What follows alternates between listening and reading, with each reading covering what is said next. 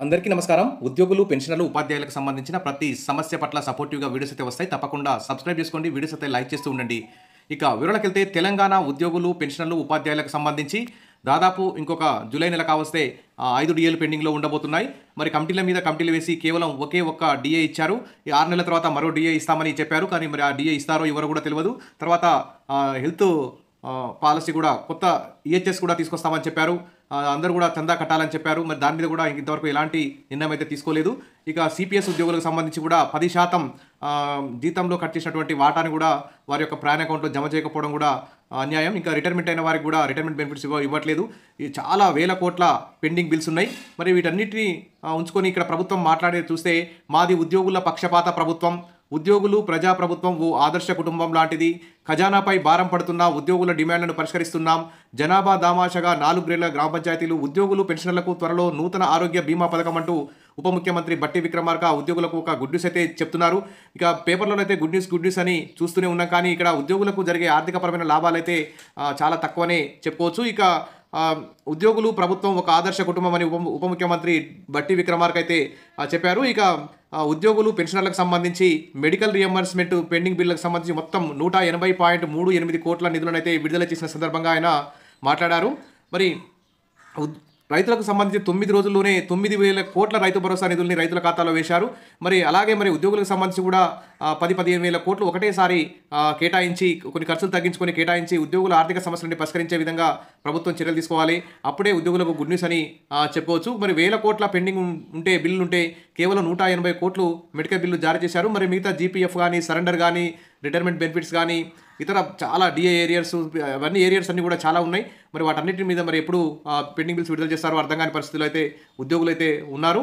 ఇక అదేవిధంగా చూస్తే ఇంకా 51% ఫిట్మెంట్ ప్రకటించాలి, త్వరలో హైదరాబాద్లో 1,00,000 మందితో టీఎన్జిఓ ఆవిర్భావ సభ అంటూ టీఎన్జిఓ అధ్యక్షులు మారం జగదీశ్వర్ అయితే ఇక్కడ ప్రభుత్వానికి అల్టిమేటం జారీ చేశారు. ఇక రాష్ట్రంలోని ఉద్యోగులు, ఉపాధ్యాయులు, పెన్షన్లకు 51% ఫిట్మెంట్ను వెంటనే ప్రకటించాలని టీఎన్జిఓ అయితే ప్రభుత్వాన్ని అయితే డిమాండ్ చేసింది. ఇక సగటు సాధారణ ఉద్యోగులు కూడా మరి ప్రభుత్వం మీద ఒత్తిడి తీసుకురావాలని చెప్తున్నారు. ఇక జూలై 10న క్యాబినెట్ మీటింగ్ కూడా, తెలంగాణ క్యాబినెట్ మీటింగ్ కూడా నిర్వహించబోతున్నారు. మరి ఈ క్యాబినెట్ మీటింగ్ లోపలనే మరి ఈ ఉద్యోగ సంఘాల జేఏసీ ఆధ్వర్యంలో మరి ఘాటుగా ప్రభుత్వానికి ఒక న్యూస్ అయితే, ఒక ప్రకటన అయితే వెళ్ళాలి.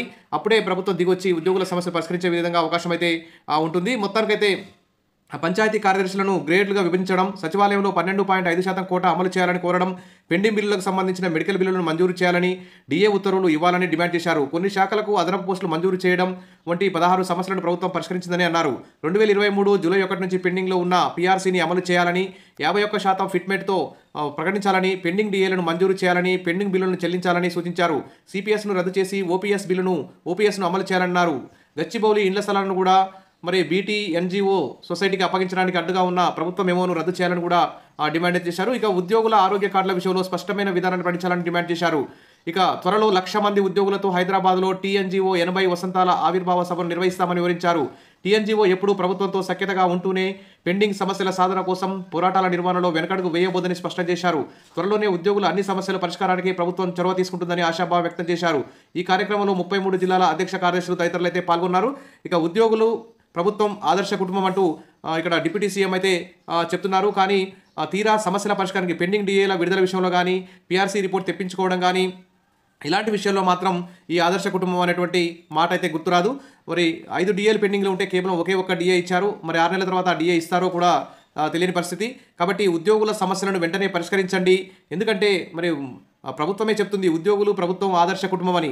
మరి రైతులకు రైతు భరోసా కింద 9 రోజుల్లోనే దాదాపు 10,000 కోట్లు ఒకేసారి వేసినటువంటి ప్రభుత్వం, అంత శక్తి ఉన్న ప్రభుత్వం, మరి ఉద్యోగులకు కూడా ఆ విధంగానే ఒకేసారి ఈ ఏరియాస్ సంబంధించి పెండింగ్ బిల్స్ అన్నిటి కూడా విడుదల చేయాలి. అప్పుడే ఉద్యోగులకు గుడ్ న్యూస్ అని చెప్పుకోవచ్చు. కాబట్టి ఉద్యోగుల సమస్యలన్నీ పరిష్కరించాలని సగటు సాధారణ ఉద్యోగులందరూ ఉద్యోగ జేఏసీల మీద అయితే ఒత్తిడి తీసుకొస్తున్నారు. ఉద్యోగ జేఏసీ కూడా మరి త్వరలో 1,00,000 మందితో హైదరాబాద్లో భారీ ఎత్తున ధర్నా చేస్తామని, ప్రభుత్వానికి ఒక ఇంటిమేషన్ పంపిస్తామని చెప్పేసి ఇక్కడ టీఎన్జిఓ అధ్యక్షులు అయితే టీఎన్జిఓ సంఘం అయితే ప్రకటించింది. ఇది ఒక గుడ్ న్యూస్ అని చెప్పుకోవచ్చు. జూలై 10న తెలంగాణ క్యాబినెట్ సమావేశం కూడా జరగబోతుంది. ఈ లోపలనే మరి ఈ 1,00,000 మందితో ఈ సభ నిర్వహిస్తే ప్రభుత్వానికి ఒక మెసేజ్ పోయే అవకాశం ఉంది.